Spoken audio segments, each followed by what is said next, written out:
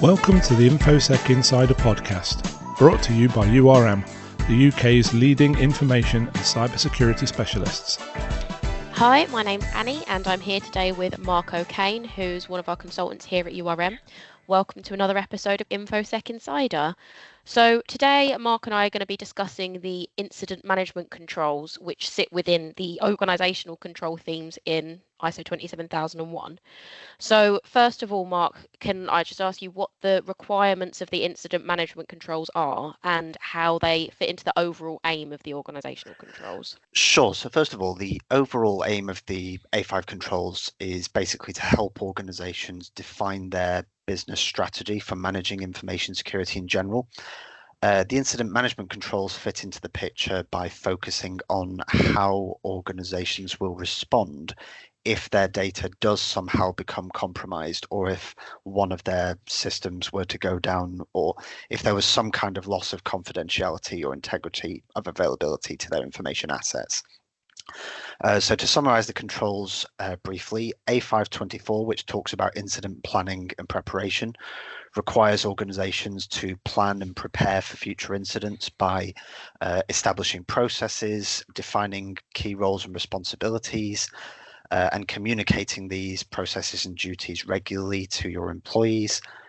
A525, which talks about assessing potential security incidents and deciding what they are, basically requires you to assess whether reported security incidents actually are incidents or not, or are they near misses, or are they just not an incident at all. A526 requires organizations to respond to incidents in accordance with the documented procedures they have in place. So this would usually be an incident policy or an incident management procedure. So this control basically says if you have an incident, the steps that are required to respond to that have to be adhered to.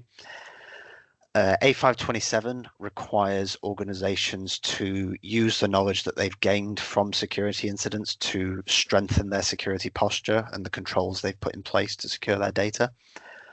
A528 talks about collection of evidence. So this basically requires that when a security event has occurred or a security incident has occurred, you need to identify, collect, acquire, and preserve any evidence that you can collect relating to these events. This is going to be particularly relevant if, for example, you have to present evidence in a court of law or in a disciplinary hearing, for example. And then lastly, there's control A68, which is about information security event reporting. This basically requires your organization to have some kind of mechanism in place so that when an employee thinks they've discovered a security incident, they have a way to report that in an easy and secure manner. It's probably worth mentioning that A68 forms part of the people controls rather than the organizational controls, but it's very much connected to these A5 controls. Amazing. Thank you for clearing that one up, Mark. So how do the incident management controls help to address information security incidents? So the first advantage I would mention of adopting these controls is they encourage organizations to prepare for incidents by defining what types of incidents they want to prepare for. So this would be things like a cyber attack or an intrusion onto your premises, or an environmental hazard that could affect the safety of your staff or your facility or your systems. And then also defining how you'll address those types of incidents if they do occur. One of the most common mistakes organizations will make is to treat incidents or data breaches as something that will never happen to them. Additionally, research has also shown that organizations who don't prepare an incident strategy in advance are more likely to suffer from the effects of an incident, and are more likely to find it difficult to resolve these incidents or recover from them. So by preparing for security incidents before they occur, this means that everyone who needs to be involved will know the steps to be taken and what their role is that they're going to be playing in that. Another advantage is that the controls help to promote user awareness by educating staff on when to report an incident, for example, how to report it, who to report it to, and any other obligations that they may have during or after an incident as well. It also helps to keep your incident team involved so that they know what steps to follow when trying to contain an incident and close it off, which means that everyone will be singing from the same hymn sheet. A third advantage I would highlight is that by implementing the measures prescribed in the controls, organizations can reduce the overall impact that an incident might have on their operations. So this means that while as an organization you may not always be able to stop an incident from occurring, you can at least contain the effects of it and reduce the impact that it will have, which would then put you in a better position to resolve the incident and recover from it. Amazing. Thanks, Mark. You mentioned Control A524, which talks about planning and preparing for security incidents. Could you just describe what's meant by this and some of the ways organisations can put this into practice? Sure. So when A524 talks about incident planning and preparation, this basically means making sure we've defined the steps that have to be taken when we're responding to an incident, as well as making sure we have the resources we need to do that, such as relevant people, communication channels, technology that we need, and other measures. We also need to check that these resources and these measures that we've got in place are suitable and continue to be suitable as time goes on.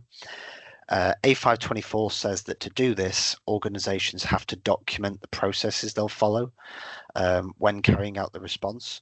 This is commonly done, as we mentioned before, by creating an incident policy or a procedure that will document the steps that need to be taken, as well as who will be responsible for these steps, and what the roles and responsibilities of each person involved will be. Just to give an example, some organizations will have a designated incident manager or an incident response team. Alternatively, incidents may be responded to by a security manager or a security committee. In any case, your policy should specify who has to be involved and what their duties will be during the response. As part of the preparation, many organizations will also test their incident response process on a regular basis. This could be done by performing tabletop exercises where people gather around a table and literally play out a scenario in which they pretend an incident occurs and they act out their roles to see if everyone understands what needs to be done.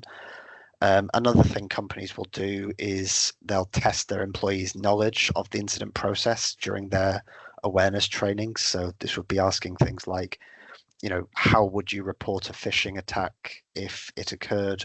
Who would you report it to? Where would you report it?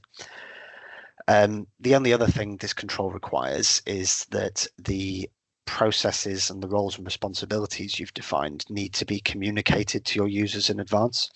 So in practice, this means that employees should be reading the incident policy, or at least reviewing or receiving rather awareness training from the organization on what to do if an incident occurs. This training needs to be provided regularly, whether it be once a year or biannually or even more frequently if your organization thinks it's necessary. And the final thing is that when organizations later on come to review incidents that have been resolved, one of the outcomes of that is you may decide to update your incident process or the roles involved so that you can better respond to incidents in the future. When these changes occur, it is important to keep your employees up to date with these developments so that they can continue to effectively play their part when responding to such incidents. So you also spoke about how incident management controls require organisations to review the knowledge gained from incidents in order to improve their current information security controls. How can organisations put these controls into practice? So A527 stresses the importance of learning from information security incidents. One of the reasons for this is it allows organizations to learn where their security weaknesses are, as well as how their security posture in general can be improved in order to reduce the impact or likelihood of such incidents in the future. It's important to mention also that learning from incidents is not just something that's done when an incident is resolved. Lessons can be learned during the process itself whilst an incident is still being responded to. One thing that many organizations will do to ensure that these lessons are captured accurately along the way is to have an incident log or an incident register, which would list any incidents that have occurred, including the date they've occurred, the time, information, who discovered the incident, as well as any progress that's being made along the way. Other organizations may have an incident folder where they would keep any incident tickets that have been raised for evidence purposes.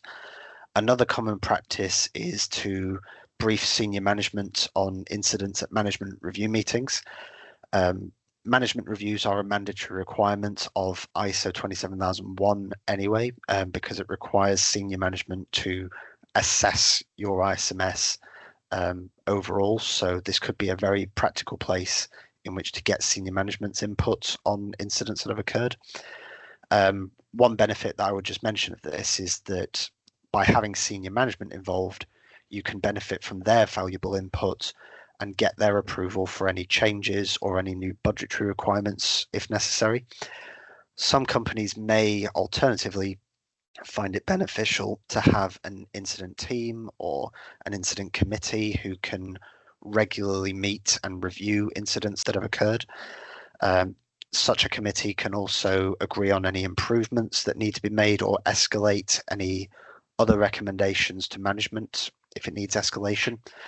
But overall, whilst the standard doesn't prescribe exactly what practical actions you must take when learning from incidents, these would be some of the most recommended approaches that could be taken. Perfect. Thank you very much, Mark. And for our listeners that would like to learn a bit more about this subject, we have a blog on our website, urmconsulting.com, which is called ISO 27001-2022 A5 Organisational Controls Incident Management. So please go and give that a read, and thank you so much for listening today.